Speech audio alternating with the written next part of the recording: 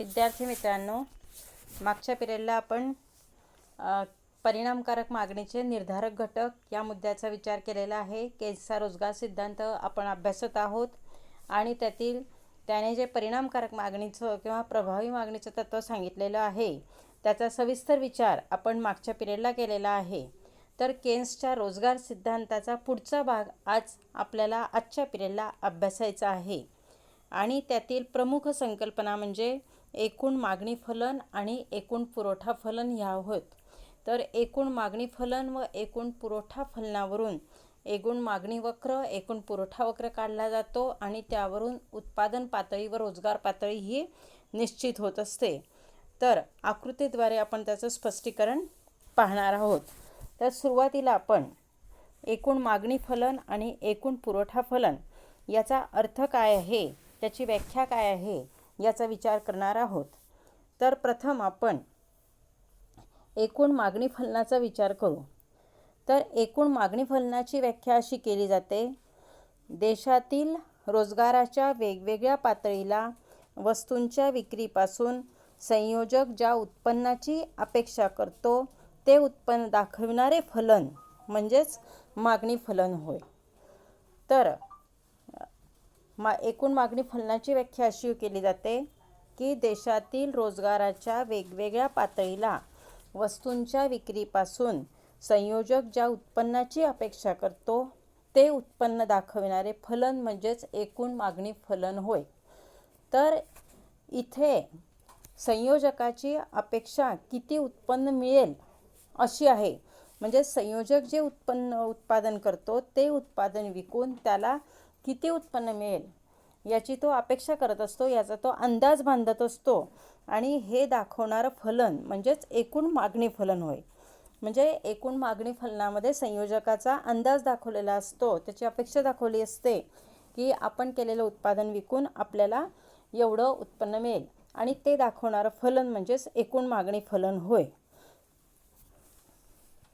तर एकूण पुरवठा फलनाचा आता विचार करूया आणि नंतर एकूण मागणी फलन आणि एकूण पुरवठा फलन यात काय फरक आहे याचा विचार आता आपण नंतर बघूया.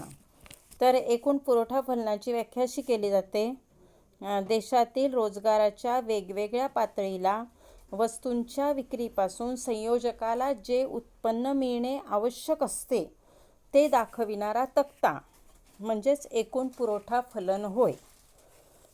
व्याख्या पुन्हा एका: देशातील रोजगाराच्या वेगवेगळ्या पातळीला वस्तूंच्या विक्रीपासून संयोजकाला जे उत्पन्न मिळणे आवश्यक असते ते दाखविणारा तक्ता म्हणजे एकूण पुरवठा फलन होय. तर या एकूण पुरवठा फलनाच्या व्याख्येत असं म्हटलेलं आहे की संयोजक जे उत्पादन करतो ते विकून त्याला जे उत्पन्न मिळणं आवश्यक असतं ते दाखविणारा तक्ता म्हणजे एकूण पुरवठा फलन.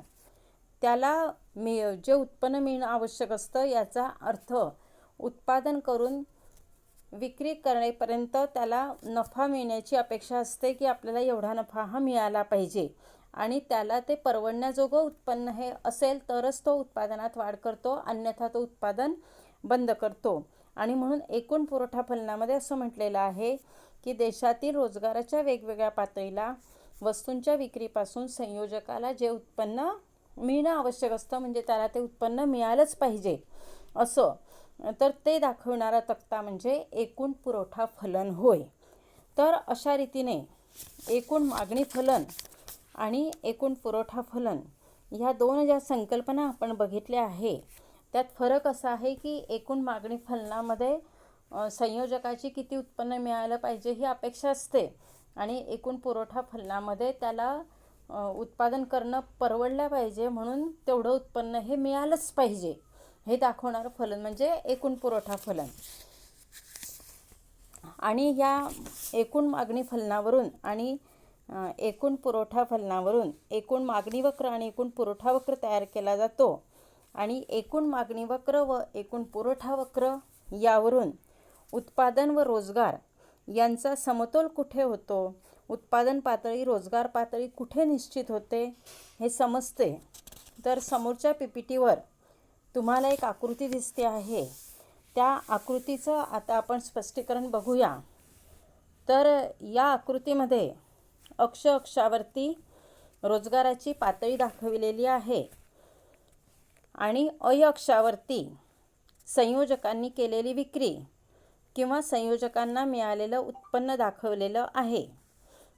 एकूण पुरवठा वक्र हा अ बिंदूतून निघतो आणि तो त बिंदूपासून अक्षाला समांतर होतो. तर अक्षाच्या समोर जी उभी रेषा आहे त्याच्यावरचा त बिंदू बघा आणि हा जो अ बिंदू आहे, तर ह्या अ बिंदूतून एकूण पुरवठा वक्र निघतो आणि त बिंदूपासून तो अक्षाला समांतर होतो. याचा अर्थ त बिंदूपासून तो अलवचिक होतो, म्हणजेच एकूण पुरवठ्यात वाढ होत नाही आणि म्हणून तो अक्षाला समांतर होतो आहे, कारण तो तिथे अलवचिक होतो. याला कारण असं आहे की अर्थव्यवस्थेत उपलब्ध श्रमिकांची संख्या ही अम2 एवढी आहे. अर्थव्यवस्थेत उपलब्ध श्रमिकांची संख्या अम2 एवढी आहे, म्हणून अम2 पेक्षा रोजगारात वाढ होऊ शकणार नाही, कारण रोजगार पातळी ही फक्त अम2 एवढीच आहे आणि त्याच्या पुढे रोजगारात वाढ होऊ शकणार नाही आणि म्हणून एकूण पुरवठासुद्धा वाढू शकणार नाही, कारण काम करण्यास त्यांना श्रमिक मिळणार नाही आणि म्हणून उत्पादन वाढवू शकणार नाही आणि म्हणून पुरवठ्यातसुद्धा वाढ होऊ शकणार नाही आणि तो बिंदूपासून एकूण पुरवठा वक्र अक्षाला समांतर होईल. तर मागणी वक्र मात्र अ बिंदूतून न निघता र बिंदूतून निघतो आहे. तर अक्षावरती अ बिंदूच्या वरती र बिंदू दिलेला आहे आणि त्या र बिंदूतून मागणी वक्र निघत आहे. तो अ बिंदूतून न निघता र बिंदूतून निघतो आहे आणि याला कारण असं की जरी माणसाचं उत्पन्न शून्य असलं तरी त्याला जिवंत राहण्यासाठी अन्न वस्त्रासारख्या जीवनावश्यक वस्तूची गरज असते आणि म्हणून तो उत्पन्न शून्य असताना सुद्धा अन्न वस्त्रासारख्या जीवनावश्यक वस्तूंची मागणी करतच असतो आणि म्हणून एकूण मागणी वक्र हा र बिंदूतून निघतोय, तो अ बिंदूतून निघत नाहीये. तर अशा रीतीने या आकृतीमध्ये एकूण मागणी वक्र आणि एकूण पुरवठा वक्र आहेत. एकूण पुरवठा वक्र हा अ बिंदूतून निघतो आणि तो त बिंदूपासून अक्षाला समांतर होतो आणि एकूण मागणी वक्र हा र बिंदूतून निघून हा एमा नावाचा हा एकूण मागणी वक्र आहे आणि एपू हा नावाचा एकूण पुरवठा वक्र आहे. तर अशा रीतीने एकूण मागणी वक्र हा र बिंदूतून निघतो आहे आणि एकूण पुरवठा वक्र मात्र अ बिंदूतून निघतो आहे. आकृतीमध्ये स बिंदूकडे लक्ष द्या. आकृतीत स बिंदूत एकूण मागणी वक्र आणि एकूण पुरवठा वक्र एकमेकाला स्पर्श करताय.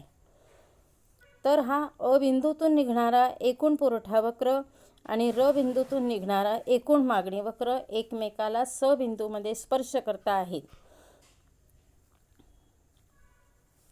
तेथे समतोल होऊन रोजगार पातळी निश्चित होते आहे. अम ही रोजगार पातळी निश्चित होते. या रोजगार पातळीला अक एवढे उत्पन्न संयोजकाला मिळते.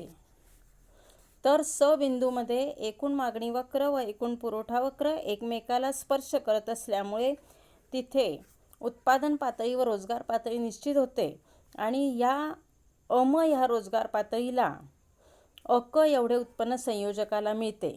तसेच अक ही किंमतसुद्धा निश्चित होते, अक ही किंमत ठरते. अमपेक्षा रोजगार ठरणार नाही, अमपेक्षा कमी रोजगारही ठरणार नाही किंवा अमपेक्षा जास्त रोजगारही ठरणार नाही. तर अम हीच रोजगाराची पातळी निश्चित होणार आहे. आता आपण बघूया की अमपेक्षा जर जास्त रोजगार पातळी असेल आणि कमी रोजगार पातळी असेल तर काय होईल. समजा अम1 एवढ्या लोकांना रोजगार दिला. अम1 हा बिंदू अमच्या आधी आहे, अच्या नंतर लगेच आहे तो. तर अम1 एवढ्या लोकांना रोजगार दिला तर एकूण मागणी वक्र एकूण पुरवठा वक्राच्या वर आहे. तर अम1 एवढ्या लोकांना रोजगार दिला तर एकूण मागणी वक्र हा एकूण पुरवठा वक्राच्या वर आहे. आधी पुरवठा वक्र आहे आणि नंतर एकूण मागणी वक्र आहे. म्हणजेच अक 1 ही पुरवठा किंमत असते, म्हणजे सर्व संयोजकांना मिळून अक 1 एवढा खर्च करावा लागतो. पण या पातळीला त्यांना अक 2 एवढे उत्पन्न मिळण्याची अपेक्षा असते, म्हणजेच या पातळीला संयोजकांना असाधारण नफा मिळतोय. तर हे बघा, अम 1 इतक्या श्रमिकांना रोजगार दिला तर एकूण पुरवठा वक्र खाली राहील आणि एकूण मागणी वक्र वर राहील. याचा अर्थ संयोजकांना जास्तीचा नफा मिळेल आणि ते आणखी नफा मिळावा म्हणून ते आणखी जास्त लोकांना काम देतील, आणखी जास्त लोकांना रोजगार देतील आणि म्हणून ते अम एवढ्या लोकांना रोजगार देतील आणि उत्पादनात वाढ करतील. तर अशा रीतीने अम ही रोजगार पातळी या ठिकाणी निश्चित होईल. पण यापेक्षा जास्त म्हणजे अम 2 ही रोजगार पातळी निश्चित होणार नाही.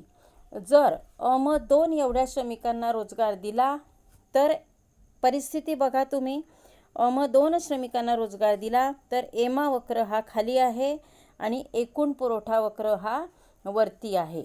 आणि एकूण पुरवठा वक्र याचा अर्थ तो खर्चाचा वक्रसुद्धा असतो आणि याचा अर्थ येथे उत्पन्नापेक्षा खर्च जास्त आहे.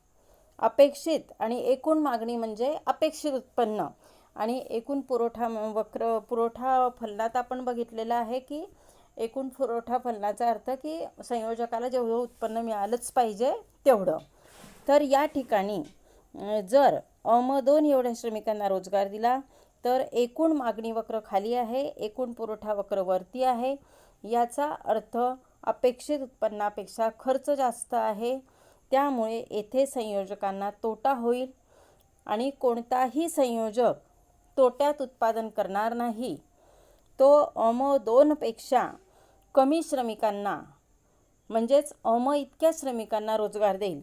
कारण अम 2 श्रमिकांना जर त्याने रोजगार दिला तर त्याला तोटा होऊ लागेल आणि हा तोटा टाळण्यासाठी तो उत्पादन कमी करेल आणि त्यासाठी तो काही कामगारांना कामावरून काढून टाकेल आणि तो कमी श्रमिकांना रोजगार देईल.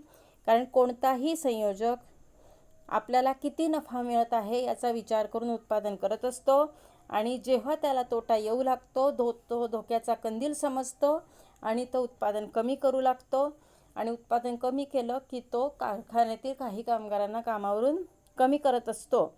आणि अशा रीतीने अम 2 श्रमिकांना रोजगार दिला तर संयोजकाला तोटा होईल आणि तो उत्पादन कमी करेल आणि तो काही श्रमिकांना कामावरून काढून टाकेल आणि तो फक्त अम एवढ्या श्रमिकांनाच रोजगार देईल.